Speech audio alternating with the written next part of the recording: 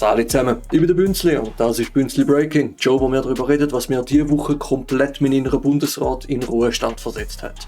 Diese Woche schauen wir uns ganz kurz an, was beim WEF so gelaufen ist. Wir reden über die Versammlung von der Nationalen von der SVP und haben tatsächlich mal einen guten Bericht zu einer Demo. Wir warten wöchentlich durchs Brackwasser von der Schweizer Medienlandschaft. Und noch kurz, wenn euch Bünzli Breaking etwas bringt, gerne Abo da lassen. Das kann man dann nachverfolgen. Da!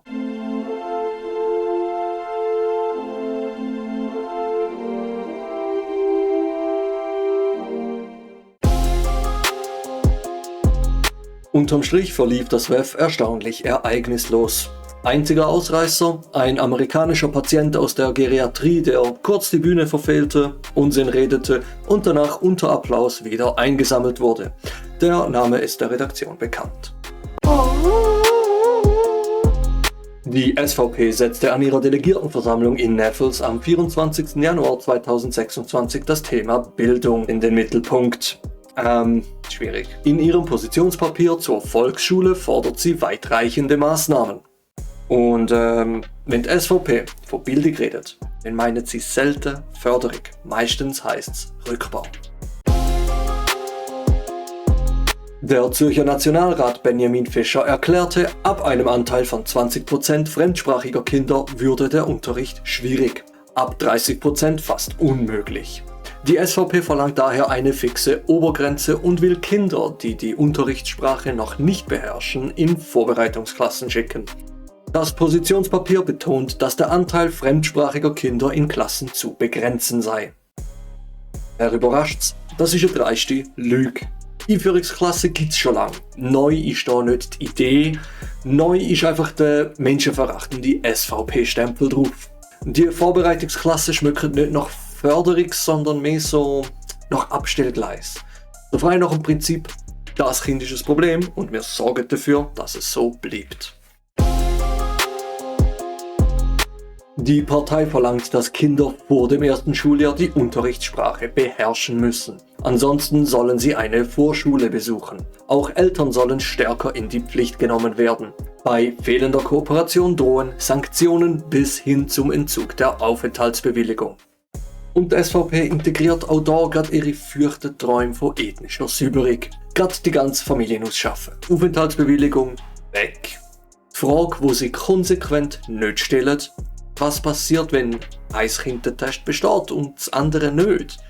Wird den Familien einfach nur halb ausgeschrieben? Warte mal, das ist völlig egal, weil es ist nie um Förderung gegangen, immer nur ums Ausmerzen. Die SVP bezeichnet den integrativen Unterricht als gescheitert. Das Positionspapier verlangt, den Fokus wieder stärker auf leistungshomogene Klassen zu legen und die individuelle Leistung stärker zu honorieren. Der integrative Unterricht sei gescheitert, sagen ausgerechnet die seit Jahren kein Geld in die Schule stecken. Man spart ein System kaputt, zeigt den auf Trümmer und gibt die Schuld den anderen. Nein, so blöd ist die SVP-Führung nicht. Das ist kein Versehen, das ist Strategie. Schritt 1: Bildung kaputt sparen. Schritt 2: Menschen dumm halten. Schritt 3: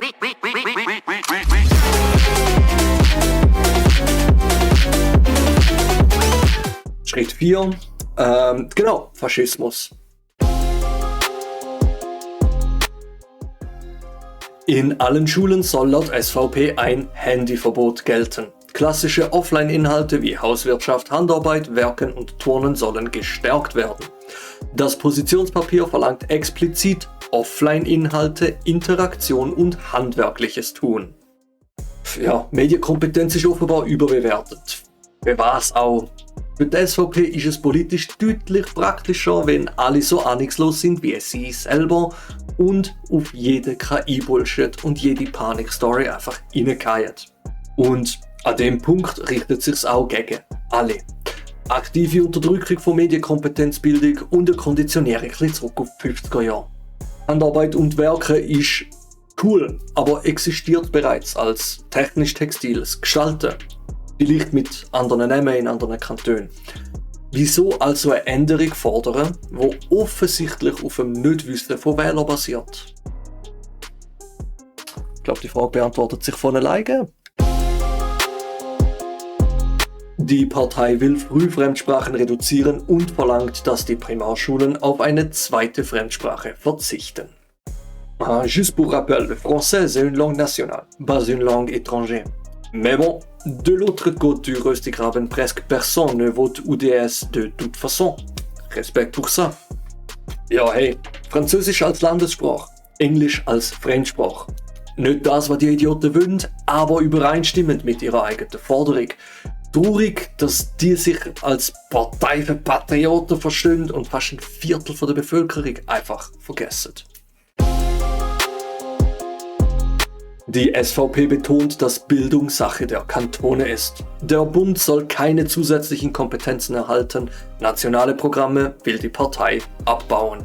Das Positionspapier hebt den Föderalismus als Leitprinzip hervor. Leitprinzip. Straight up, Nazi-Sprech. Das nennt die SVP Föderalismus. In der Realität heißt das, reiche Gemeinden kriegen gute Schulen, soziale Brennpunkte verlottert. Man spart Schulen kaputt, zeigt den auf die Trümmer und findet, das nicht funktioniert. Nochmal, Schritt 1, kaputt sparen. Schritt 2, dumm halten. Schritt 3,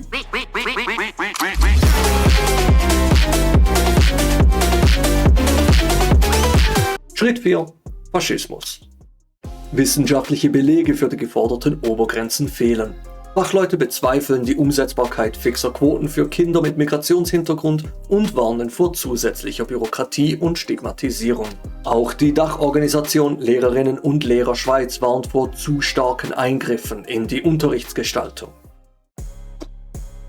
Kein Beleg. Alle warnen. Unser mittelradikale Fazit: alles Dirnensprössling. SVP-Präsident Marcel Dettling eröffnete die Delegiertenversammlung mit einer emotionalen Rede über die angebliche Verlotterung der Schweiz. In seinem später auf der Parteiseite veröffentlichten Referat greift er beliebte nationalsozialistische Erzählungen auf.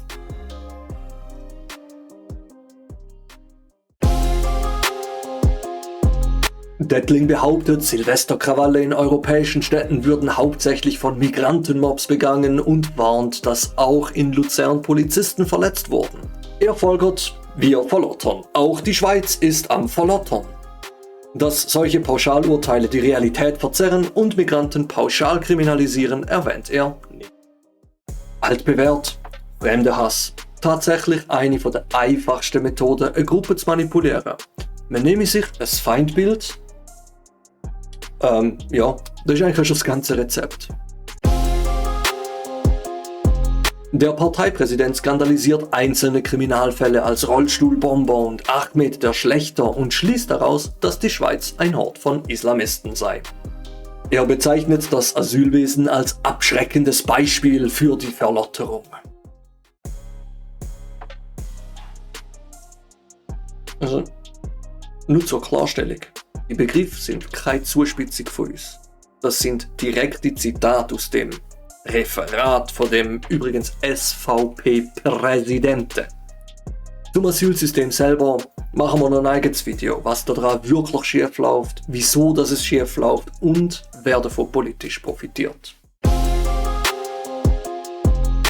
Er kritisiert, dass Linke und Grüne sich mit Hamas-Terroristen solidarisieren und im Iran kämpfende Frauen angeblich nicht unterstützen.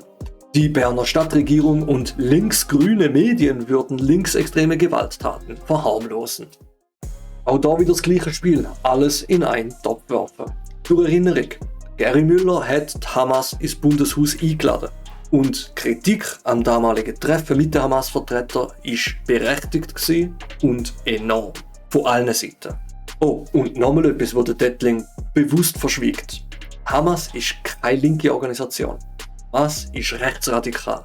Wer mehr dazu will, wir haben dazu bereits ein eigenes Video gemacht. Links gegen rechts, zum halt nicht links mit rechts verwechseln.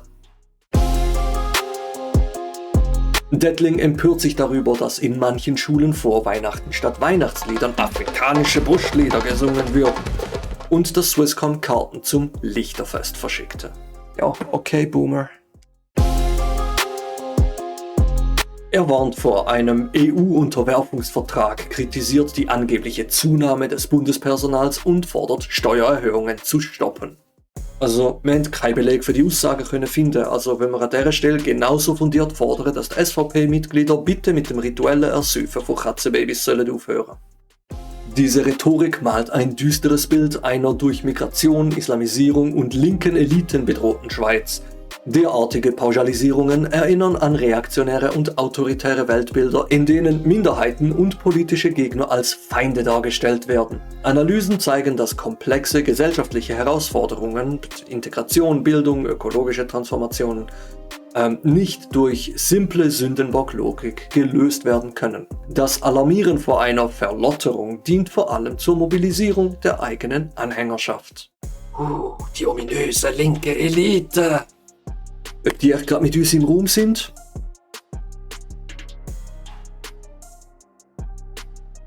Fast die Hälfte rechts. So sieht also die angebliche Unterwanderung aus. Bisschen viel Bauchi, Fühli bei diesen patriotischen Pappkameraden. Neben dem Bildungspapier fassten die Delegierten Abstimmungsparolen für die eidgenössischen Vorlagen vom 8. März 2026. SRF berichtet, dass die SVP Nein zur Individualbesteuerung, Ja zur SRG-Initiative, Nein zur Klimafondsinitiative und Ja zur Bargeldinitiative gefasst hat. Zu den einzelnen Abstimmungen machen wir wieder eigene Videos und erklären das dann im Detail. Aber grundsätzlich gilt, schaut die Parole von der SVP an und setzt das Kreuz dort, wo sie es nicht wollen. Denn schadet der Schweiz tatsächlich am wenigsten. Auch hier dominieren vereinfachende Schlagworte gegen Bürokratie, Medienzwang und Klimafonds. Ohne konkrete Alternativvorschläge. Und mit rund 30% Regierungsbeteiligung ist das andauernde Oppositionsgehabe einfach nur peinlich. Aber klar, das zieht die Dummen an und nebenbei die Sprachtests, die sie fordern, tönen jetzt nicht nach Bürokratieabbau. Aber Bürokratie scheint ja okay zu sein, wenn es die Richtigen trifft. Viele Forderungen des SVP-Bildungspapiers widersprechen pädagogischen Erkenntnissen und demokratischen Prinzipien.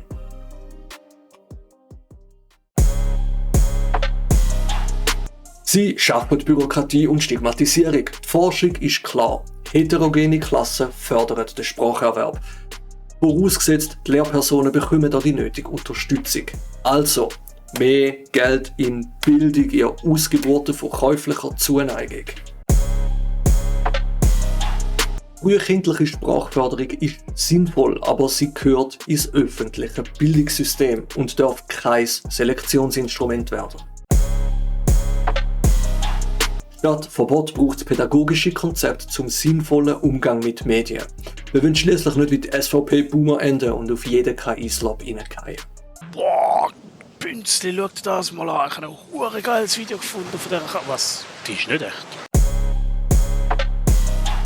Die Sprache knüpft an nationalsozialistische Erzählungen an, in denen Migration pauschal mit Kriminalität gleichgesetzt wird. Solche Narrativ spaltet, vergiftet Debatten und lenkt zuverlässig von den echten Problemen ab. Die SVP fordert kantonale Autonomie, beschimpft aber gleichzeitig Kanton und Bund als verlotterte Elite. Das ist kein Prinzip, das ist ein Kampfbegriff. Benutzt, um jede progressive Reform zu blockieren. Peinlichste Opposition aus der Schweiz. Prioritäten sind eindeutig. Keine fairere Steuerverteilung, kein Klimaschutz, dafür Klientelpolitik. Und mit der Senkung der SRG-Gebühren wird eine vielfältige Medienlandschaft geschwächt, wo eine funktionierende Demokratie dringend braucht. Die Delegiertenversammlung der SVP Schweiz 2026 zeigt einmal mehr, wie die Partei mit alarmistischer Rhetorik und vereinfachten Scheinlösungen Wählerinnen und Wähler mobilisieren will. Das Bildungspapier enthält Forderungen, die den schulischen Alltag verschärfen würden, ohne die Ursachen von Leistungsproblemen zu beheben. Die Rede von Marcel Dettling bedient sich an krassen Übertreibungen, Migrantenmobs, Rollstuhlbomber und provoziert halt Ängste, statt sachliche Diskussionen zu führen. Wer eine starke Demokratie will, sollte sich nicht von solchen populistischen Erzählungen leiten lassen. Stattdessen braucht es Investitionen in Bildung, integrative Konzepte und den Mut, komplexe Probleme differenziert zu diskutieren. Die Auseinandersetzung mit der SVP darf aber nicht auf Symbolpolitik reduziert werden. Indem er ihre Vorschläge einer faktenbasierten Kritik unterzieht und alternative Visionen für eine solidarische Schweiz anbietet, kann verhindert werden, dass antidemokratische und ausgrenzende Ideen an Boden gewinnen.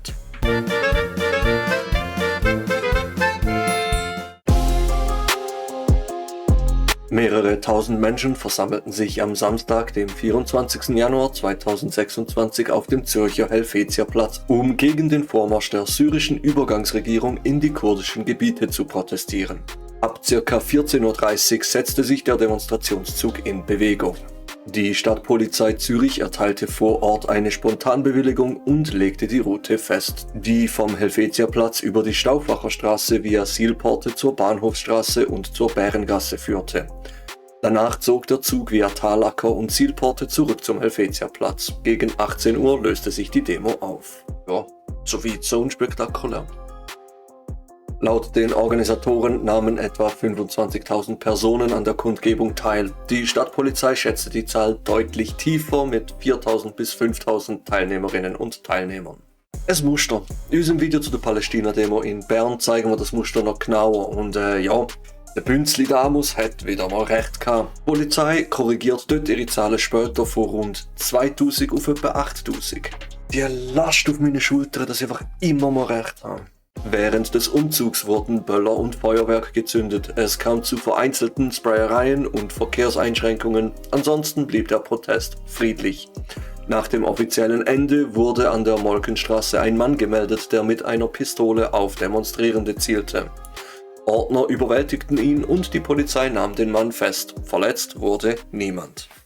Ja, hey, Props an die Ordner. Die Medienlage dazu ist allerdings extrem dünn. Wegen laufender Ermittlungen gibt es bisher leider keinen Bericht zu Motiv, Hintergrund oder dazu, wer die involvierten Personen eigentlich sind. Die nationale Solidaritätsdemonstration wurde von einem Bündnis kurdischer Organisationen, linken Gruppierungen und zivilgesellschaftlichen Akteuren wie dem Rat der kurdischen Gesellschaft Schweiz organisiert.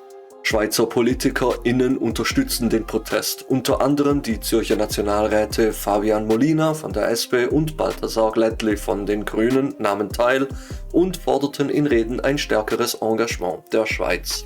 Die Demonstrierenden verlangten vom Bundesrat, sich klar gegen den Krieg zu positionieren, die kurdische Bevölkerung politisch anzuerkennen und ihnen Schutz zu gewährleisten. In Reden wurde zudem kritisiert, dass offizielle Schweizer Vertreter aus wirtschaftlichen Gründen nach Damaskus in Syrien reisen, obwohl das Regime schwere Menschenrechtsverletzungen begehe. Die Forderungen sind klar und konkret und genau darum wird es halt auch in allen Medien irgendwie einfach ein bisschen weichgespült.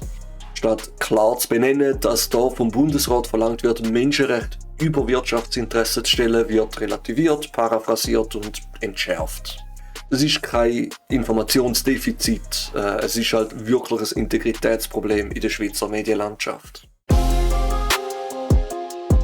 Die Kurden, eine Volksgruppe von über 30 Millionen Menschen ohne eigenen Staat, leben vor allem in der Türkei, dem Iran, dem Irak und Syrien. Im syrischen Norden hatten sie während der Bürgerkriegsjahre eine autonome Verwaltung errichtet, die von den Kurden Rojava genannt wird. Seit Anfang Januar 2026 versuchen Truppen der syrischen Übergangsregierung sowie verbündete Milizen diese Autonomiegebiete zu kontrollieren. Obwohl ein 15-tägiger Waffenstillstand vereinbart wurde, werfen sich beide Seiten gegenseitige Verstöße vor. Die Offensive bedroht die demokratischen multiethnischen Strukturen und Berichte über Vertreibungen und Angriffe auf zivile Infrastruktur häufen sich. Die DemonstrantInnen befürchten, dass Gefängnisse mit tausenden IS-Anhängern in die Hände der syrischen Armee fallen und der Schutz der Minderheiten in Rojava verloren geht. Kompliziert die Weltpolitik ist da denn oft einfach eine Ausrede. Die kurdischen Kräfte in Rojava sind hochgradig organisiert und militärisch erfahren. Systematische Fehler und Verstöße sind dort eher unwahrscheinlich. Die kursierenden Vorwürfe stammen fast ausschließlich aus syrischen Regierungsquellen und sind unabhängig kaum überprüfbar. Aber jetzt für uns ist das vor allem mal Kontext, nicht der Fokus. Unser Auftrag ist es, über Schweizer Vorgänge zu berichten. Die internationale Lage liefern wir da nur im nötigsten Rahmen, einfach dass klar ist, wieso Menschen in der Schweiz auf die Straße gehen. Die Schweiz betont offiziell ihre Neutralität, doch die Demonstrierenden kritisieren die zurückhaltende Haltung des Bundesrats. Sie weisen darauf hin, dass die Schweiz einerseits humanitäre Hilfe in Nord- und Ostsyrien leistet, andererseits aber wirtschaftliche Kontakte zum syrischen Regime knüpft. Für viele kurdische AktivistInnen steht diese Politik im Widerspruch zu den menschenrechtlichen Verpflichtungen des Landes. Ja, wieder die Feigheit vom Bundesrat. Neutralität darf kein Schutzschild fürs Wegschauen sein, sie darf schon gar nicht gegen Menschenrechte ausgespielt oder von wirtschaftlichen Interessen korrumpiert werden. Nie. Und wenn da was passiert, dann sagt uns da auch, dass da etwas passiert, weil so wie es jetzt aussieht, hinterlässt er einfach den Eindruck von einem Haufen Transaktionsabfälle. Die Stadtpolizei Zürich reagierte auf den großen Zulauf mit deeskalativem Verhalten. Sie erteilte eine Spontanbewilligung, setzte den Marschweg fest und begleitete den Umzug. Böller und Feuerwerk wurden toleriert, Sachbeschädigung beschränkten sich auf Sprayereien. Die Polizei schätzte die Lage konservativ ein und verzichtete auf offensives Eingreifen. Erst nach der Demo wurde die Intervention gegen den bewaffneten Mann notwendig, die ohne Eskalation verlief. Hey, das ist selten, aber fairerweise festzuhalten. W. Deeskalation, Spontanbewilligung, Zurückhaltung, genau so sieht Polizeiarbeit aus, wenn sie halt mal ihren Job machen. Und genau diese Zurückhaltung verhindert erst, dass sich Situationen unnötig aufschaukeln und sich sogenannte schwarze Blöcke überhaupt formieren. Diese Zurückhaltung ist besonders bemerkenswert, weil die Zürcher Polizei in derselben Woche bei anderen Protesten hart durchgriff. An einer Anti-Trump, Anti-WEF-Demonstration am 19. und 20. Januar setzten die Einsatzkräfte Wasserwerfer, Tränengas und Gummischrot ein. Mehrere Polizisten wurden verletzt. Auch bei einer kleineren Rojava-Spontandemonstration am 21. Januar mit einigen 100 Teilnehmern brannten Teile des Sielufers durch weggeworfene Pyrotechnik, doch es gab keine weiteren Zwischenfälle. Vor diesem Hintergrund ist der friedliche Verlauf der Demonstration vom 24. Januar auffällig. Und ja, nochmal, as rare police W. Gerade im direkten Vergleich fällt es auf, wo in der gleichen Woche Wasserwerfer, Tränengas und Gummischrot eingesetzt worden sind, hat dort Zurückhaltung völlig gelangt. Und genau darum ist es ruhig geblieben. Eskalation ist keine Naturgewalt, sie ist eine Entscheidung. Eine Entscheidung, die wir im Beitrag zu der Palästina-Demo noch ein bisschen genauer auseinandernehmen. Wir vertreten auf dem Kanal ja eine klare ACAB-Haltung und üben grundsätzlich harte Kritik an polizeilichem Handeln, weil es halt leider notwendig ist. Genau darum lohnt es sich genau anzuschauen, wenn die Kritik ausnahmsweise mal nicht greift. Im Fall von der Rojava Solidaritätsdemo vom 24. Januar findet sich kaum Anhaltspunkt für polizeiliches Fehlverhalten. Die Stadtpolizei hat kurzfristige Bewilligung erteilt, hat den Protestzug größtenteils unbehelligt ziehen lassen und hat nur bei konkreter Gefahr eingegriffen. Im Gegensatz zu anderen Einsätzen in der gleichen Woche sind weder Wasserwerfer noch Tränengas zum Einsatz gekommen. Und ja, man werde es jetzt ganz pedantisch auslegen will, könnte einwenden, dass der bewaffnete Mann von Ordner überwältigt werden und nicht sofort von der Polizei. Aber ehrlich gesagt, das ist akzeptabel. Wir leben ja zum Glück nicht in einem Polizeistaat, wo jede Bewegung präventiv überwacht wird. Zivilcourage und Verhältnismäßigkeit sind kein Versagen vom Staat, sondern halt einfach ein Teil von einer offenen Gesellschaft. Insgesamt lässt sich festhalten, dass die Polizei ihren Job gemacht hat. Nicht mehr, nicht weniger. Und dass das erwähnenswert ist, sagt leider mehr über den Normalzustand als über den Einsatz. Rojava Solidaritätsdemonstration vom 24. Januar 2026 in Zürich hat mehrere tausend Leute mobilisiert und internationale Solidarität mit Kritik an der Schweizer Außenpolitik verbunden. Organisatoren wie der CDKS fordern vom Bundesrat eine klare Haltung gegenüber der syrischen Übergangsregierung und den Schutz der kurdischen Bevölkerung. Teilnehmer prangern den Angriff auf Rojava an und werfen der Schweiz vor, ihre menschenrechtlichen Verpflichtungen zu vernachlässigen. Trotz Feuerwerk, Sprayereien und einer späteren Bedrohung durch einen bewaffneten Dude ist der Protest friedlich geblieben und die Stadtpolizei hat sich ungewohnt zurückhaltend verhalten. Unterm Strich bleibt eine friedliche Demonstration, nicht trotz, sondern wegen Zurückhaltung. Dass wir diese Ausnahme festhalten müssen, ist das eigentliche Problem. Ja.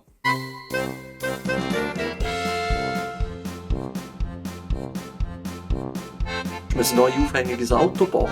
Tja, wahrscheinlich nicht nur meine Zeit, sondern deine gerade auch. Franzosen wissen, wie man Guillotine bedient. Kollege redet auch französische Sektor. Nicht gegen dich. Vorzugsweise auch irgendwo, wo sie es nicht gesehen hat. Ich mache den Witz nochmal wegen März. Ich habe auch einfach falsch geschrieben. Schnapp ich noch das Lachen ein bisschen am Ausbessern. War ein guter Start.